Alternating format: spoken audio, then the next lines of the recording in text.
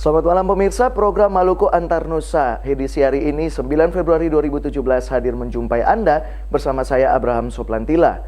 Sejumlah informasi menarik dapat Anda simak, namun sebelumnya kita ikuti cuplikan berita utama Maluku Antar Nusa malam ini.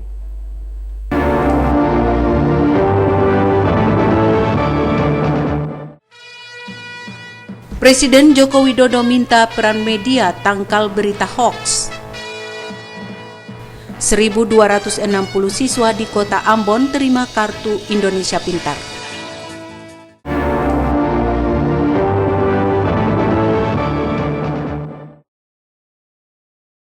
Pemirsa, kini kita ikuti Maluku Antar Nusa selengkapnya.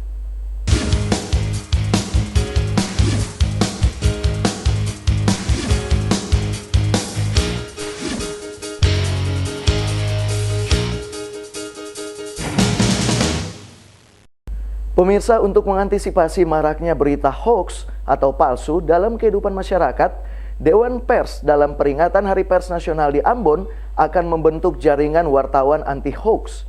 Presiden Republik Indonesia Joko Widodo meminta peran media mainstream dapat meluruskan dan menjernihkan berbagai berita palsu sehingga tidak menimbulkan kegaduhan.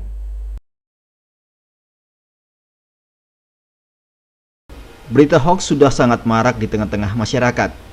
Untuk mengantisipasi hal ini, Dewan Pers memutuskan akan membentuk jaringan wartawan anti-hoaks nasional. Ketua Dewan Pers, Yosep Adi Prasetyo mengatakan, kemajuan teknologi menyebabkan perubahan atau semakin cepat penyajian informasi di Indonesia.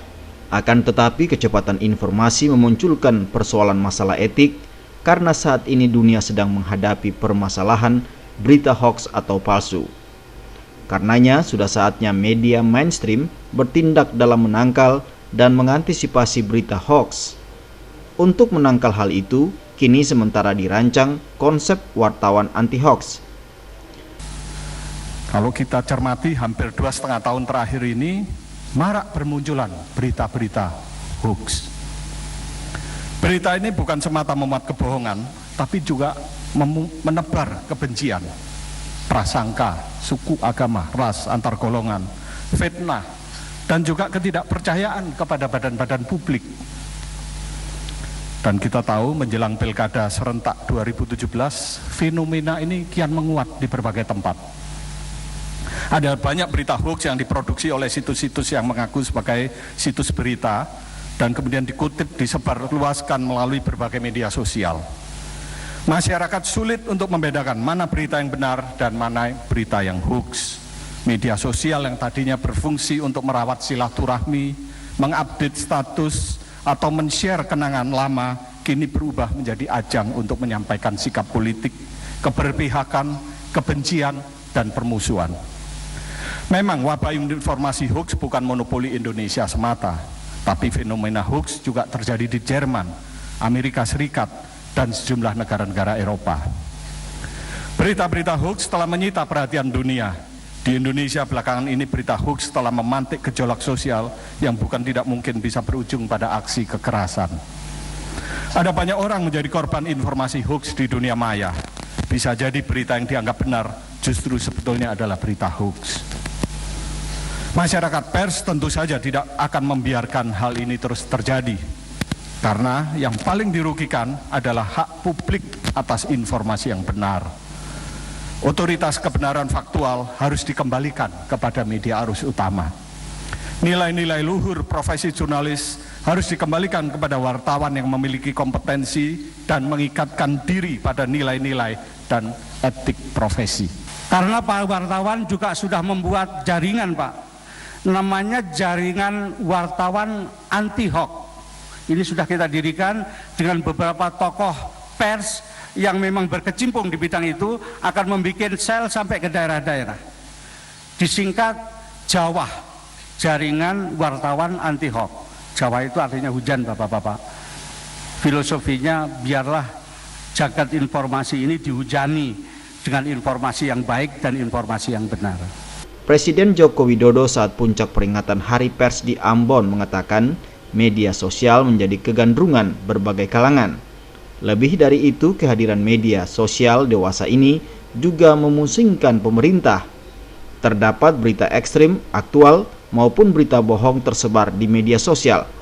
Karena itu diharapkan media mainstream berperan dan bertindak dalam menangkal dan mengantisipasi berita palsu. Digitalisasi proses komunikasi membuat setiap orang, setiap individu kini bisa menjadi produsen berita. Semuanya bisa memberitakan apa yang dia lihat, apa yang dia alami. Setiap saat di media sosial kita kebanjiran berita. Ada berita yang objektif, yang aktual, ada yang kritik yang baik, tapi banyak juga berita bohong, hoax, yang mengganggu akal sehat kita. Ada berita yang membuat kegaduhan, banyak berita yang penuh dengan caci maki, penuh dengan fitnah, memecah belah masyarakat, dan bahkan mengancam persatuan bangsa. Tetapi saya mempunyai keyakinan bahwa ini nantinya justru akan semakin mendewasakan kita, akan mematangkan kita, akan menjadikan kita tahan uji. Jadi tidak perlu kita banyak keluhan kalau mendengar hal-hal yang ada di media sosial. Karena ini fenomena semua negara.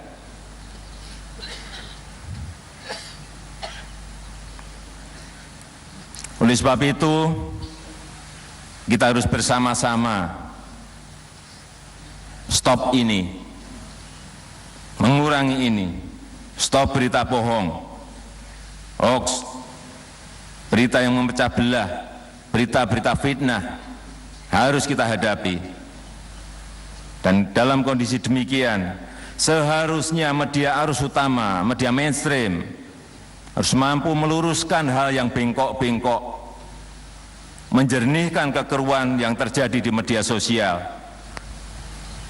dan tidak lantas ikut larut dan malah memungut isu-isu yang belum terverifikasi di media sosial sebagai bahan berita.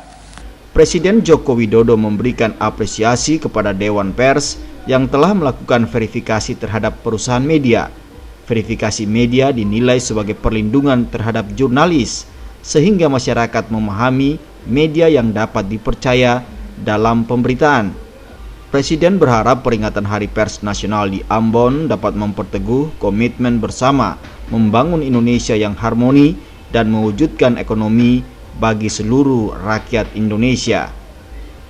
Minggus Noya dan Edmond Tupan melaporkan.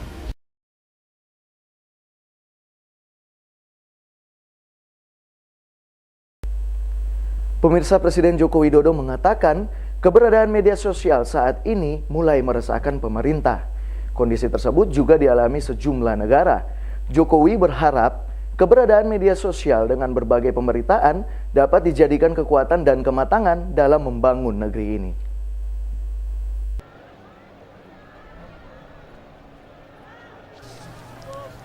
Presiden bersama Ibu Negara, Nyonya Iriana Joko Widodo, pagi tadi menghadiri puncak peringatan Hari Pers Nasional di lapangan Tahapari, Polda Maluku, Tantui. Kehadiran Presiden Joko Widodo bersama Ibu Negara disambut antusias oleh peserta Hari Pers Nasional yang datang dari seluruh Indonesia. Ketua PWI Pusat, Margiono, mengatakan Hari Pers Nasional yang diadakan di Ambon telah membawa manfaat besar bagi pemerintah dan masyarakat Maluku. Sejumlah menteri Kabinet Kerja hadir untuk memberikan kontribusi bagi Maluku dalam bidang perhubungan, ESDM, kehutanan, dan sosial. PWI berharap Hari Pers Nasional di Ambon akan membawa dampak positif bagi peningkatan kesejahteraan masyarakat. Gubernur Maluku Said Assagaf mengatakan masyarakat Maluku menyambut dengan gembira kehadiran Presiden pada puncak peringatan HPN di Kota Ambon. Kehadiran Presiden Joko Widodo di Kota Ambon membuktikan begitu besarnya cinta Presiden kepada masyarakat Maluku. Momentum Hari Pers Nasional di Kota Ambon akan dimanfaatkan pemerintah Provinsi Maluku bersama pers untuk mendorong pemerintah pusat melihat Maluku dari laut. Hal itu sejalan dengan tema HPN tahun ini, yaitu pers dan rakyat Maluku bangkit dari laut. Di hadapan insan pers yang menghadiri puncak Hari Pers Nasional ini, Presiden Joko Widodo menyatakan saat ini keberadaan media sosial ikut meresahkan pemerintah. Namun demikian, hal itu tidak perlu dirisaukan. Masyarakat saat ini sudah cerdas dalam menerima informasi. Untuk itu, keberadaan media sosial dengan berbagai pemberitaan, baik yang positif maupun negatif, akan memberikan kedewasaan dan kematangan berpikir untuk membangun negeri ini. Digitalisasi proses komunikasi membuat setiap orang, setiap individu ini bisa menjadi produsen berita. Semuanya bisa memberitakan apa yang dia lihat, apa yang dialami. Setiap saat di media sosial kita kebanjiran berita. Ada berita yang objektif, yang aktual, ada yang kritik yang baik, tapi banyak juga berita bohong, hoax, yang mengganggu akal sehat kita. Ada berita yang membuat kegaduhan, banyak berita yang penuh dengan caci maki, penuh dengan fitnah, memecah belah masyarakat, dan bahkan mengancam persatuan bangsa. Tetapi saya mempunyai keyakinan bahwa ini nantinya justru akan semakin mendewasakan kita, akan mematangkan kita, akan menjadikan kita tahan uji. Jadi tidak perlu kita banyak keluhan kalau mendengar hal-hal yang ada di media sosial. Karena ini fenomena semua negara. Pada puncak peringatan Hari Pers Nasional ini, sejumlah kementerian memberikan bantuan kepada masyarakat Maluku. Bantuan yang diberikan itu berasal dari Kementerian SDM berupa listrik tenaga surya, sertifikat tanah dan izin pengelolaan hutan dari Kementerian Lingkungan Hidup dan Kehutanan, serta bantuan kapal dan mobil dari Kementerian Perhubungan. Selain itu, diserahkan juga penghargaan di bidang pers serta pengumuman media yang telah disertifikasi oleh Dewan Pers. Frida Reman, Bambang Yudaswara, dan Hamzah Tomia melaporkan. Pemirsa, terima kasih Anda masih menyaksikan program Maluku Antar Nusa. Pemirsa, Presiden Joko Widodo mengakui Maluku kaya akan potensi ikan. Untuk itu dirinya akan mendorong percepatan Maluku sebagai lumbung ikan.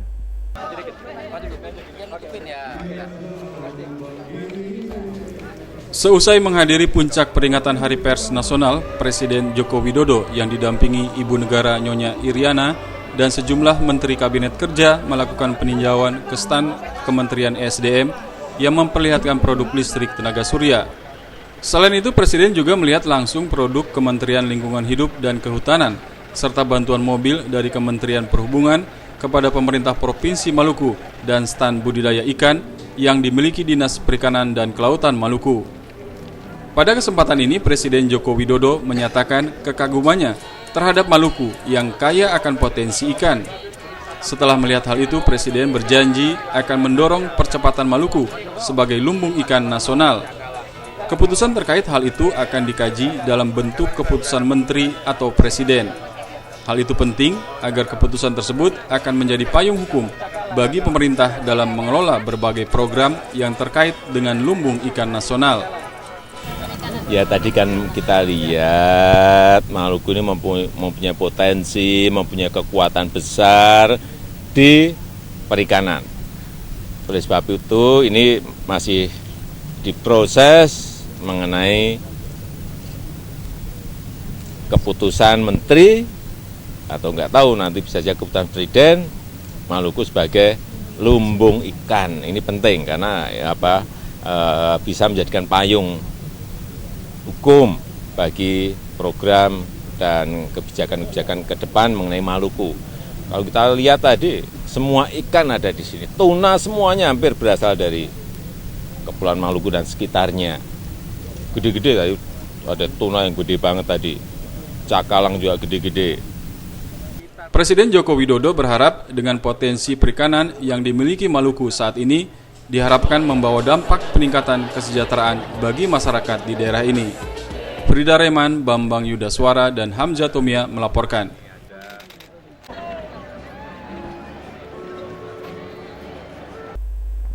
Pemirsa, Presiden Joko Widodo menyerahkan bantuan sosial berupa program Keluarga Harapan pemberian makanan tambahan, dan Kartu Indonesia Sehat. Penyerahan bansos kepada masyarakat ini merupakan salah satu agenda Presiden Joko Widodo dalam menghadiri Puncak Hari Pers Nasional 2017 di Ambon.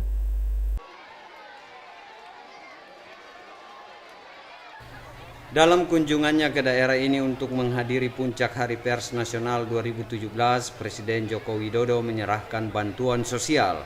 Presiden Joko Widodo bersama Menteri Koordinator Pembangunan Manusia dan Kebudayaan, Puan Maharani, menyerahkan bantuan sosial berupa program Keluarga Harapan, pemberian makanan tambahan, dan Kartu Indonesia Sehat. Menteri Koordinator Pembangunan Manusia dan Kebudayaan Puan Maharani menyatakan bantuan sosial yang diberikan harus dimanfaatkan dengan baik oleh penerima. Nantinya di Kota Ambon akan menerima 4.598 keluarga penerima manfaat untuk PKH.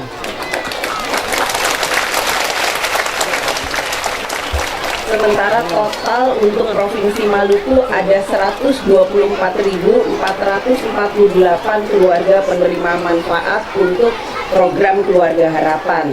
Coba ibu-ibunya mana yang sudah menerima PKH, angkat tangannya. Ini hanya sebagian kecil dari ibu-ibu yang akan menerima program Keluarga Harapan dari Bapak Presiden. Untuk Kartu Indonesia Sehat pada kesempatan ini ada 1.333 peserta yang kartunya akan dibagikan pada tahun ini. Presiden Joko Widodo mengingatkan agar penggunaan bantuan sosial yang diberikan benar-benar dimanfaatkan sesuai peruntukannya. Hal ini karena bantuan sosial tersebut merupakan investasi pemerintah untuk mensejahterakan masyarakat. Balita ada 300 balita mana enggak? Kok enggak banyak balitanya? Oh, sampai belakang. Oh, sampai belakang, benar-benar. Yang balita ini, yang balita untuk umur sampai 11 bulan, 8 keping per hari, hati-hati. Untuk yang sampai umur 11 bulan, 8 keping per hari. Untuk umur 1 tahun sampai 5 tahun, jadi 12 bulan sampai 5 tahun, ini 12 keping per hari. Jangan keliru, ingat-ingat. Sementara anggota DPR RI Daerah Pemilihan Maluku Mercy Barens menyatakan melalui Puncak Hari Pers Nasional diharapkan dapat membawa dampak positif terhadap pembangunan dan masyarakat Maluku secara keseluruhan. Saya melihat bahwa ini satu momentum yang sangat luar biasa sekali ya. Maluku dipilih untuk menjadi tuan rumah Hari Pers Nasional. Dan saya percaya bahwa seluruh dialektika pers yang selama ini berlangsung di Maluku mudah-mudahan juga bisa memberikan kontribusi yang sangat positif terhadap perkembangan pers di Indonesia. Yang kedua, perkembangan pers secara nasional juga ikut memberikan penguatan kapasitas. Jadi ada transformasi kapasitas dan pengetahuan juga kepada seluruh sumber daya pers, insan pers yang ada di Maluku juga. Dengan Hari Pers Nasional ini kita ingin melihat bahwa seluruh insan pers betul-betul memainkan peranan yang maksimal terhadap seluruh proses pembangunan yang ada di Indonesia, termasuk yang ada di Maluku.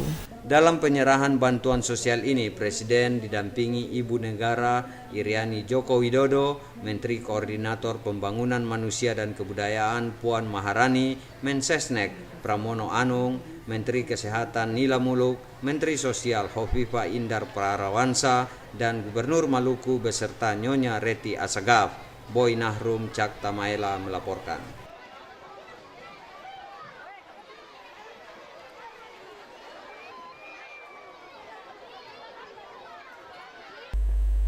...1.265 anak di Kota Ambon menerima Kartu Indonesia Pintar. Pembagian kartu itu dilakukan Presiden Joko Widodo Rabu sore di Ambon. Joko Widodo meminta penerima kartu memanfaatkannya untuk kepentingan pendidikan. Dalam kunjungan kerja di Ambon, Presiden Joko Widodo membagikan kartu Indonesia Pintar kepada ribuan anak kurang mampu dari berbagai jenjang pendidikan.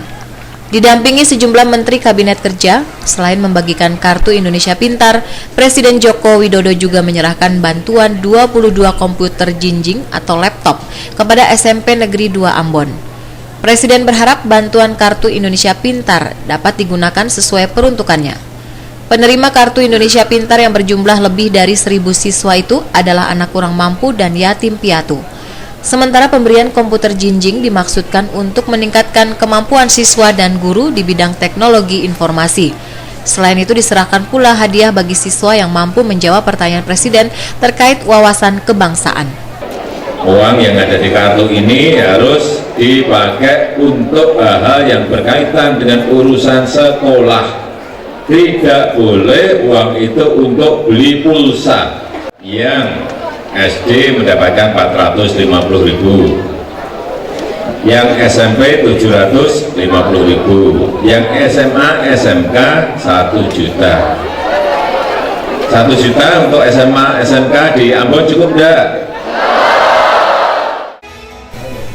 Hamja Tomia melaporkan. Pemirsa, peningkatan status Polda Maluku dari tipe B ke tipe A sementara dalam proses verifikasi Menteri Pendayagunaan Aparatur Negara.